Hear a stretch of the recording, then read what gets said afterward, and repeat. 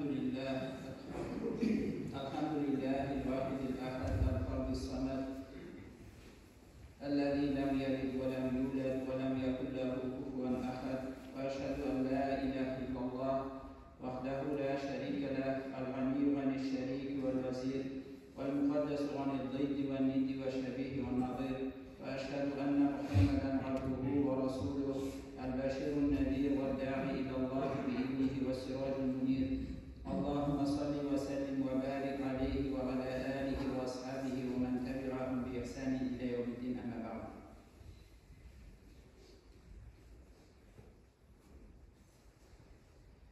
Allah Teala Müslüman bendene İslam dinine hidayet kılmanı için, doğru yola gitmeni için Allah Teala'nı maktarga hamd sana eğitir. Yani Allah Teala'nın rahmetiyle siz doğru yola gittiniz. İslam dinine Allah Teala sizinle özünün rahmetiyle gitti. Şunun için Allah Teala'nı maktar hamd sana eğitir.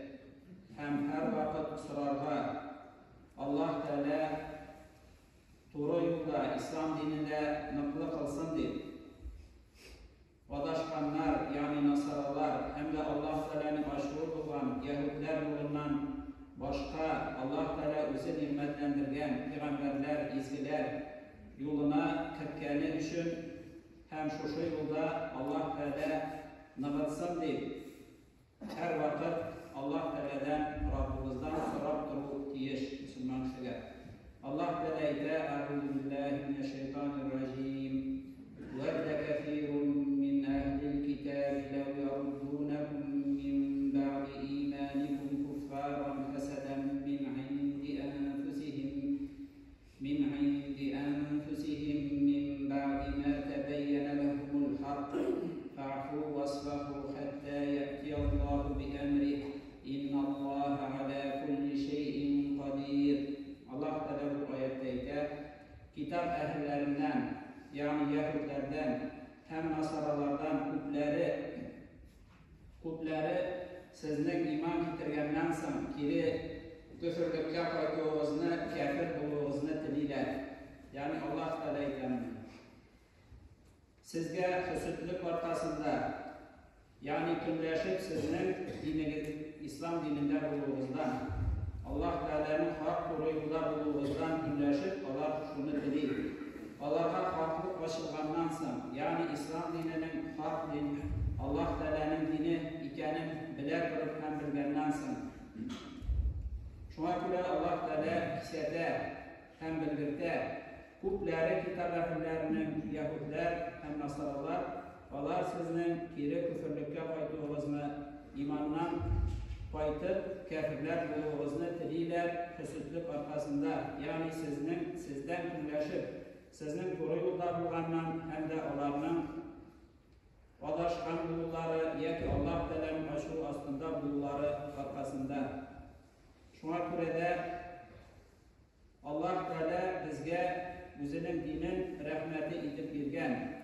Hem Allah Teala şu İslam dinin yine kişilerge şeriat edip, hak şeriat edip jibergen hem mümin bendelerden yine Allah Teala'ga iman getirip Kur'an boyunca, Peygamberi koşkan boyunca, sünnet boyunca yaşayışlardan yine Allah Teala riza olar. Hiçbir başka dinden tügül, hiçbir başka yoldan tügül. Allah Teala ise bu turda "El-yevme ekmeltu lekum dinakum ve etmemtu aleykum ni'meti ve raditu lekumul İslam'e dina." Allah Teala ise bugün de yani Peygamber'e ise bugün ben sizge kamil kıldım dininizni yani İslam dinin kamil ettim. Hem sizge nimetimni tamam kıldım yani tuturup bitirdim. Yani İslam dinin kamil tolu etip sizge tapşırdım diye hem sizge İslam dini bilen riza buldum. Yani sizin İslam dinin tutuğunuzdan riza buldum diye. Şuna göre de İslam dininden başka hiçbir dinden Allah Teala riza değil. Hem bu İslam dini Allah Teala'nın kulu etip bizge verilgen nimeti onu arttırıp da kıymetip de olmayın. Arttırı da dürüst olmayı Allah Teala'nınki bulmayı hem de kıymetli de ana dürüst değil. Hem ben sizge dininizni kamil kıldım dey, yani kullu, kimseliksiz hem sizge şuşu nimetimni tamam kıldım dey, tuturup verdim dey. Ondan da kullarak, ondan da kamilrek kula almayın.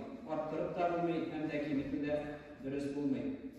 Kaybırlar eğitimde yani Müslümanların kafirler arasında birleşip yaşamları arkasında ya ki Müslümanların kafirler tarafından jingilip kafirler kul altında yaşamları arkasında şunday cemiyetlerde Allah Teala bir bit, onlar da Allah'a ibadet kıla, biz de ibadet kılarız degan söz bu yalan. Çünkü Allah Teala'nı tanısalar da Allah Teala'ga ibadet kılmıyorlar. Allah tilde etseler de Allah Teala kuşkanlarını, Allah Teala jibergen kitaplarını inkar ederler, peygamberlerini inkar ederler. Allah Teala helal kılganını haram edip, Allah Teala haram kılganlarını helal sanıyorlar.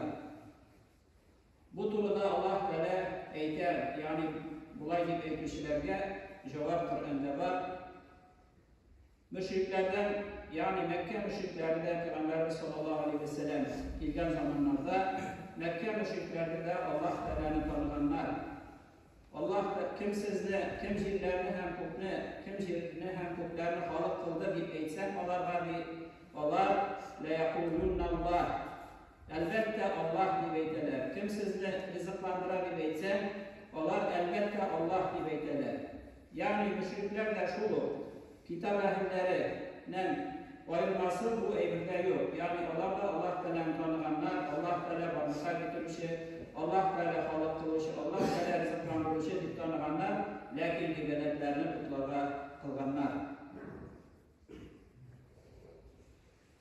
Şuna göre de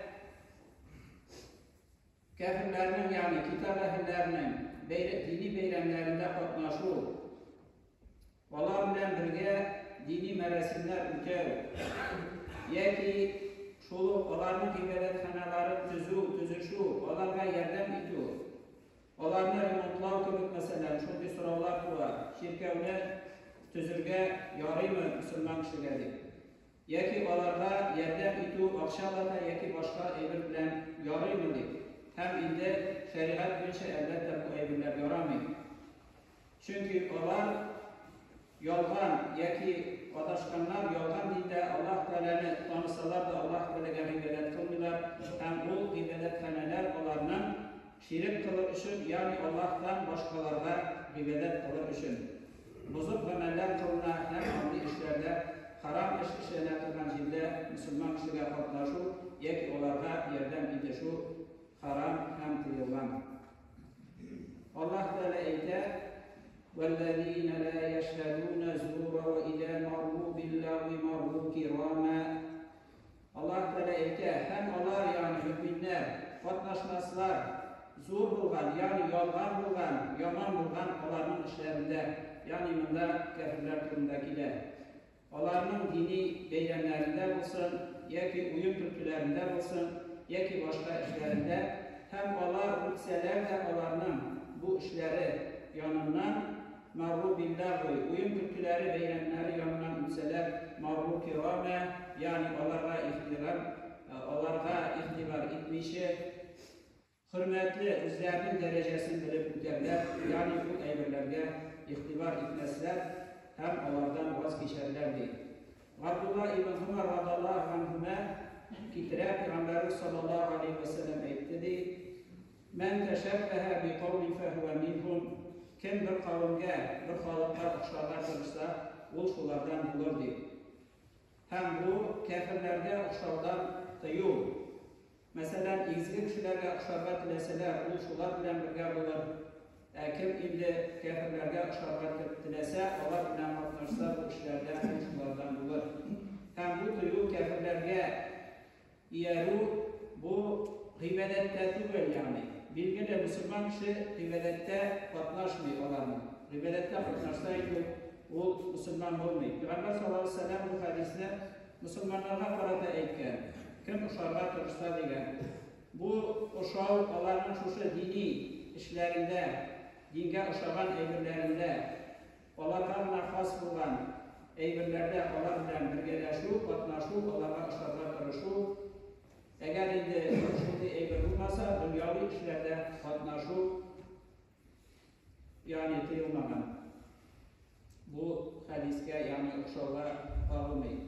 Çirkevler, ibadethaneler tüzüldә, ягъни мәчетләрдән башка, аларны яңартуда катнашу, аларга ярдәм итешү харам тыелган.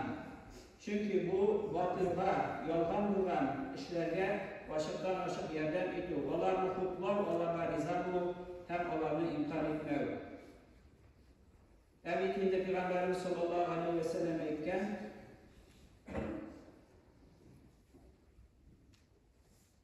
Kim yaman işini kursa, yani bu ibadethaneler bitinde olan şirk kılı urunları. Kim yaman işini kursa, bu ana kulu bilen düzeltsin, buldura olmasa dili bilen, buldura olmasa kumuli bilen, hem bu imanın en zayıf halati diyen, yani riza bulmak, andi işlerden yarak durur. Andi işlerde katlaşma, yakın durma, kitu.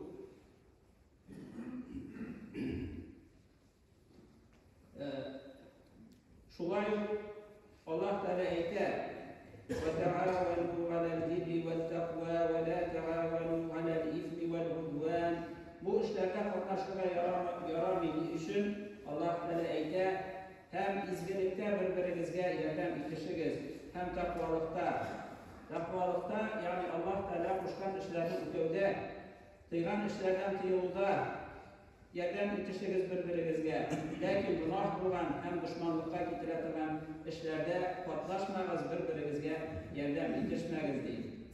Allah'tan başka ibadet kılartıgan ciblerini tüzü yaki yardım iti olarlar, yaki olar bilen birge patnaşı olarının şirik yaki başka Allah'tan başka ibadet kılartıgan merasimlerde, şunun çağrılışlarında bu bozukluk hem günah, mandi işlerde patnaşı yaramayı. Haram işlerge yardım itişige, haram işlevşi gibi günah, hem bu önce bizim şeriatimizde bilgileri, Peygamber sallallahu aleyhi ve sellem mesela hamet turunda etken bildiğinde hadiste kitabında Peygamber sallallahu aleyhi ve sellem lanet kıldı hamirinin üzüm diyen, hamirini, onu sıvışını, yani hamir yasal için yüzünü, suyun sıvışını, hem onu taşmışını, tükermişini, hem kimge tükerle, yani şu hamir yasal için şu sıvıntını, yüzün suyun alışını, onu satışını, yani hamirini satışını, hamirini satıp almışını, hamirini pişirmişini, hamirini içmişini, hem şunun, yani hamir satıp, hamir yasap, kesip itip şunun akşasını aşağısını da diyen. Yani bütünüsü de hamirin üzü lanet kılınmış, ona beyli bulan bütün kişilerde şuluk bir tigiz Peygamber sallallahu aleyhi ve sellem sanaman. İçmişini de, içirmişini de, onu satıp akşasını aşağısını da. Şunda yok. Hükümde mesela rişvet alışığına tübül, rişvet verişi de.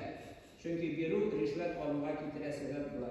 Şular riba aşağısını da, riba verişini de bittigiz. Bunda ayırma yok. Şuna kurede bu günah işler, onu işlevşiler de, ama yerden itişiler de, şuna kurede Allah'ta yılgan hem haram işlerden. Şular şimdi fetveler boyunca, yani her zaman fetveler boyunca da şirkevler olsun, başka şimdi meşritten başka ibadethaneler olsun, başka dinlerinin onlarla tüzüde yerden itiyor. Yaki onlarla bu işlerde kutlar, onlar varsa da akşam atarlısın, başka şeylerden itiyor, onlar varsa da tıyılgan hem haram sanalar. Hem bu işler münafıklıklar. Şulu indi Allah Teala bir bit Bulda ibadethane bit bizde Allah Teala'ga ibadet kılabız. Onlar da ya ki indi türeler kuşa bit deyip mesela biz bit onda ibadet kılırışın tügül deyip kaybırevler mesela şirkev salıp da katnaşu ya ki şirkev başı da katnaşu. Mine bu eylülge migrek de ihtibar itirge kirek Çünkü avam halk bilmi kala. Allah ünlülerinde din ehilleri şirke başında katnaşa, yeki yerden iter, minedidir baylar, Müslüman baylar bir namaz okuduran kişiler, falan şirkevge, falan şaklı yerden bitkenler, hem o indi yazılı kıyılan taktaradır. Lakin bu işlerin helal ikenliğini bildirmeyin. Peygamberimiz sallallahu aleyhi ve sellem dergilinde Kafirun suresi şunun için anlayanlar şaşırdı. Kişiler için hem şolay gitmeydi kişiler için. Peygamberimiz sallallahu aleyhi ve sellem dergilinde İslam dininden kilgeç Mekke'de vakitte ele. Müşriklerin başlıkları filan gidildi. Sen bu işini kaldır. Lakin yani kaldırmasan da bizim putlara karşı sileme. Biz seni aramızdan başlık itip saylarız yani Mekke'ye. Sen inbayı bularsan bütünümüz maldan ülüşlerini çıkarıp seni inbayı iteriz. Hem zatlı nesillerden imatur kızlarını dilegenin yüzüne batın itip alırsın. Sen üzümün Rabbına yaki bir gün senin Rabbına ibadet kılırız. Hem bir gün yaki bir yıl bizden putlara ibadet kılırız deyip şundan sonra Allah ve Kafirun suresini indirer. Ey kafirler, minsiz ibadet kılgan emirlerden ibadet kılmayın deyip. Şuna göreler ehtadik, mesela şirke başlığa da var, meşid başlığa da var, diyen emirler Allah Teala Kafirun suresini indirgen. Yani bu, onların ibadetlerinde, ibadethanelerinde katnaşu, koşuşu, simada, bimada diyen gibi. Dinimizde Allah Teala'nın dini var, hem bu iki türlü, bulmayı bir türlü bile. Hem şulaya bildi buraya işlevşi kişiler, bu münafıklar Allah Teala'ya iman getirgenden sonra şu şehadetkar kuvara bulma işi, hıyanet edip, hilaflik edip, başka emirlerine de kabul ediyor. Adaşkan Allah Teala Elham suresinde eğitken doğru yoldan adaşkanlar, Nasaralar hem de Allah Teala'nın aşığı bulgan Yahudiler bile sorup Allah Teala'ya ibadet kılmamışlar. Anlayıp onlarını bitirdi, şuların yolundan başka yollar deyip her bir namazda, her bir rekatte Allah Teala Fatiha suresinde indirgen hem şunu kırla kuştan. Hem şulaya Peygamberimiz sallallahu aleyhi ve sellem eğitte La ta'ate li mahlukin fi ma'siyetil khaliqi. Tegettüreler kuştu, yani başka nerse kuştu deyip baru o şeriatka karşı gider. Gızır yok. Peygamberimiz sallallahu aleyhi ve sellem eğitken Allah Teala'ya karşı olan maksiyet işlerde mahluklarga, bendelerge yani bizim gibi bendelerge itaat kılıp bu sonu yok diler. Bu sınırlar gelişti böyle.